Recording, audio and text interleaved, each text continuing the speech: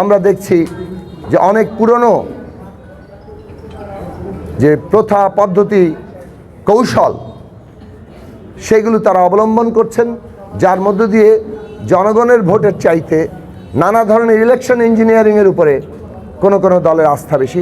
বিশেষভাবে জামায়াতে ইসলামী নেতৃত্বাধীন জোটের এই ধরনের পরিকল্পনা আজকে দেশব্যাপী স্পষ্ট হয়ে গেছে। এমনকি আমরা এই বাঞ্ছারামপুরেও তার নানান রকম লক্ষণ দেখছি।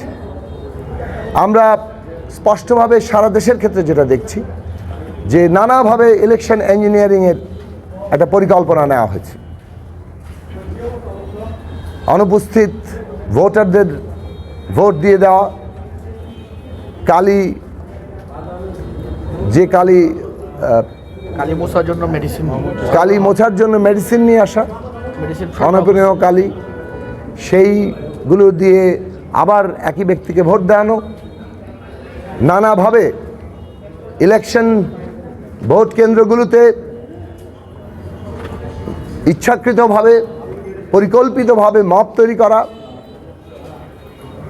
এবং সেইগুলো দিয়ে নানাভাবে একটা প্রচারের কাজ করে নির্বাচনে যাতে সাধারণ মানুষের ভোটের যে জায়গা, ভোটারদের যে উৎসাহ, ভোটারদের যে অংশগ্রহণ সেটাকে বাধাগ্রস্ত করা, এই ধরনের নানা রকম লক্ষ্য তারা নিয়ে আজকে কাজ করছেন।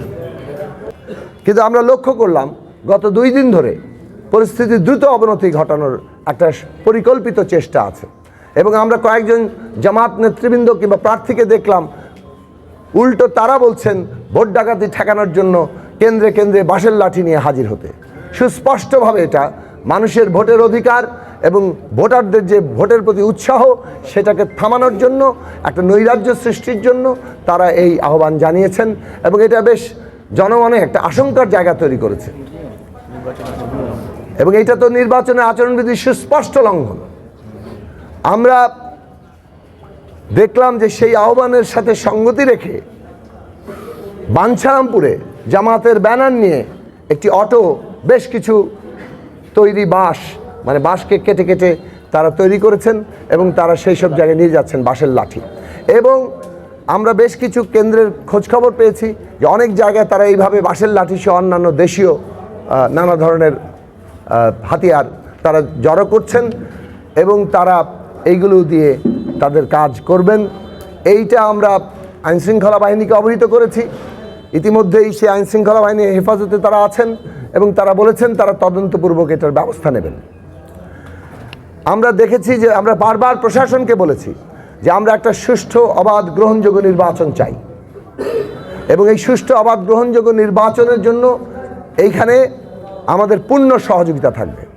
ইঞ্জিনিয়ারিংয়ের বিভিন্ন রকম ফর্ম আছে।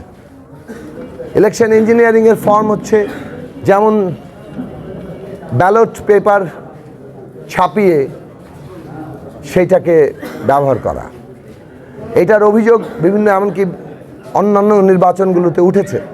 কাজেই আমরা মনে করি যে ব্যালট পেপার ছাপানো কিংবা অতিরিক্ত ব্যালট পেপার দেওয়া কিংবা মৃত ব্যক্তি, অনুপস্থিত ভোটার তাদের নামে ভোট দেওয়া, অনপনীয় কালিকে মুছে দিয়ে তারপরে একাধিক ভোট দেওয়ার চেষ্টা করা এবং ফলাফল ইঞ্জিনিয়ারিং করার চেষ্টা করা, কোনো না কোনোভাবে যদি প্রিজাইডিং অফিসার কিংবা ইলেকশন যারা কর্তৃপক্ষ তারা যদি আসলে একটা বিশেষ দলের সাথে প্রভাবিত হয়ে পড়েন তখন তারা নানাভাবে এইটা সহযোগিতা করতে পারেন। অন্যদিকে এরকমও চেষ্টা হতে পারে কেন্দ্র দখল করে কেউ কোনো রকম চেষ্টা করছে, ব্যালট স্টাফিং।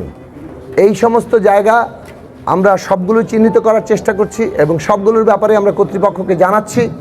আমরা মনে করি যে সুষ্ঠু, অবাধ, গণতান্ত্রিক নির্বাচন, গ্রহণযোগ্য নির্বাচন আমাদের অঙ্গীকার, সেটা নিশ্চিত করা আমাদের বিজয়ের জন্য তো জরুরি, কারণ জনগণ ভোট দিলে আমরা বিজয়ী হব মনে করি।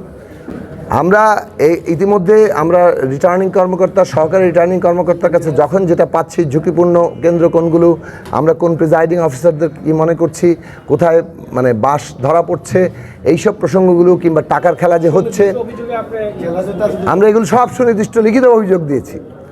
এখন